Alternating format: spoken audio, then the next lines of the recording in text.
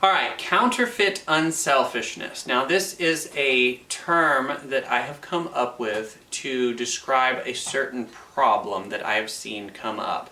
Now we're going to define a few terms here so that way we all know what we're talking about here when we use these terms.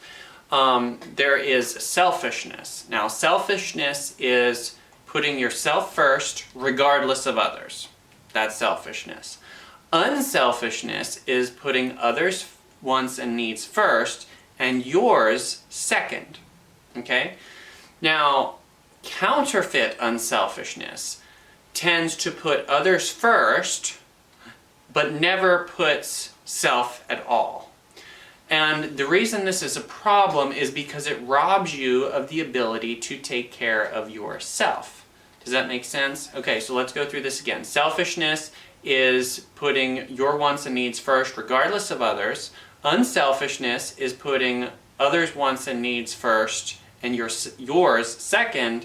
And counterfeit unselfishness is putting others' wants and needs first and tends to never put your own needs at all, which robs you of the ability to take care of yourself. And this is a problem because if you don't take proper care of yourself and make sure your wants and needs are met, it's emotionally destructive on you and in turn will hurt other people. Now let me show you how this is applicable in a marriage relationship.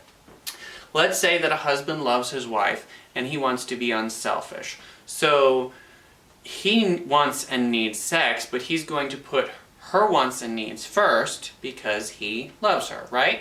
So they do something other than have sex because he loves her. And so he gets put off. Next day, same thing happens. He puts her wants and needs first and his get put off. And this happens, let's just imagine for the sake of example that this happens for a whole week. Now, what this has done is made his life really difficult. He's meaning and wanting to be unselfish, and this is good, but because he's not taking care of himself and making sure his self is taken care of, it will eventually, it's destroying him and will in turn, affect his wife because he can only do this for so long before he wears himself out and he's got to be taken care of.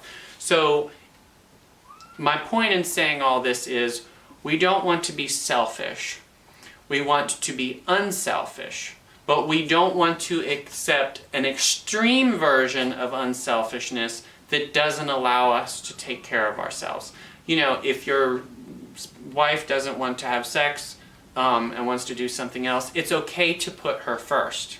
But you have to be careful because you don't want to get to the point where you break down because you're always putting them first. There's nothing wrong with putting your wants and needs first to take care of yourself. That's not selfishness. Selfishness is putting your wants and needs first regardless of others.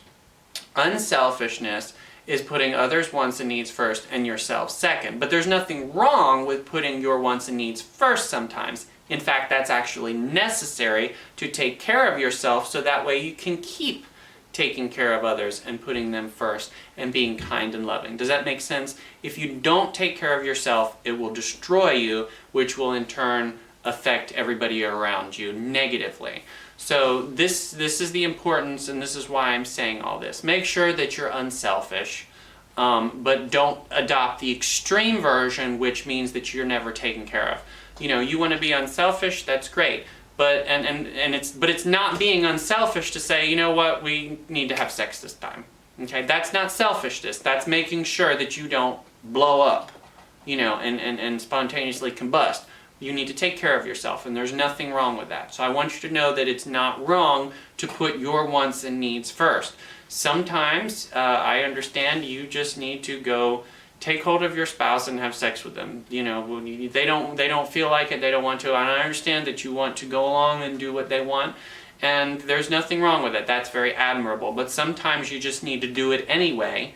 Lay hold of them, have sex with them, because that's taking care of yourself. And if you don't do that, you will destroy your relationship because you will destroy yourself, and in turn, it will end up destroying them. So don't fall for this trap. Satan lays this and will try to destroy those who are really sincere and who really love their spouse and want to be unselfish. So don't fall for that. Thanks for watching. We'll see you again in the next presentation.